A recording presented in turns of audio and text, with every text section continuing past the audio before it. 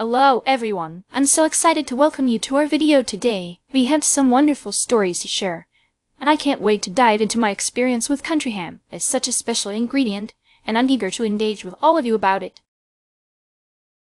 Recently, I had a cooking episode where I was preparing a delicious countryham and sweet potato casserole for a community potluck. It was a unique occasion because we were raising funds for a local charity that supports families in need.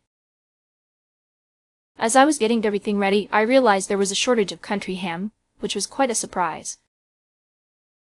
Countryham is a dry-cured ham that is typically aged for several months, giving it a rich, savory flavor. It stands out because of its unique curing process and the depth of flavor it brings to dishes. In Texas, we often use countryham in dishes like biscuits and gravy or as a flavorful addition to beans. Its popularity peaks during the holiday season when families gather for festive meals. When I discovered the shortage, I had to think outside the box. Instead of just substituting with regular ham, I decided to create the smoked mushroom and herb blend to mimic the savory notes of countryham. I incorporated it into the casserole, and to my delight, everyone loved it. They appreciated the creativity and the new flavor profile.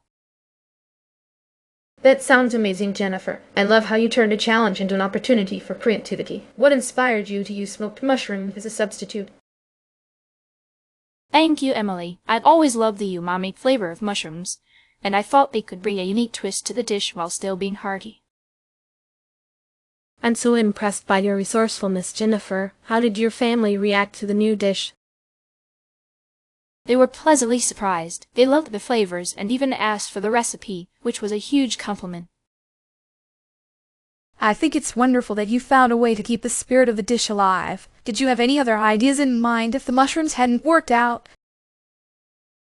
Yes, I considered using smoked paprika or even a blend of spices to create a similar flavor profile. Your creativity is inspiring, Jennifer. I'm curious, did you have any leftovers, and how did you use them? We did have some leftovers, and I turned them into a delicious breakfast hash the next morning, which was a hit. I completely agree with you, Jennifer, about the importance of flavor. One critical criterion for purchasing countryham is to check for the curing method. In Washington, I usually buy countryham for my holiday gatherings, and I look for hams that are dry cured for that authentic taste. It's essential to ensure that the ham has been aged properly to develop its unique flavor. Absolutely, Emily. I'd like to add that the quality of the meat is crucial. In Florida, I often use countryham in my food truck dishes, and I always choose hams that come from heritage breeds. They tend to have a richer flavor and better texture. People should beware of overly processed hams that lack the depth of flavor. I totally agree with both of you. Another important criterion is the fat content. In New York, I usually buy country ham for my gatherings, and I prefer hams with a good balance of fat to ensure moisture and flavor.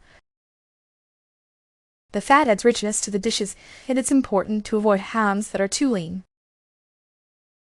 Yes, Chloe, that's a great point. I'd like to mention the source of the ham as a critical criterion. In California, I often buy country ham from local farms that practice sustainable farming. Knowing where the ham comes from ensures quality and supports local agriculture.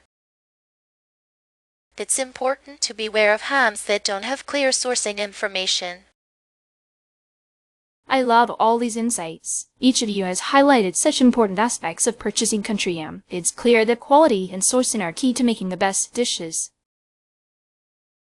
In Florida, if I can't find countryham, I often use prosciutto as an alternative. While it's not as robust in flavor, it adds a nice saltiness to dishes. However, countryham has a deeper, more complex flavor that really elevates a meal.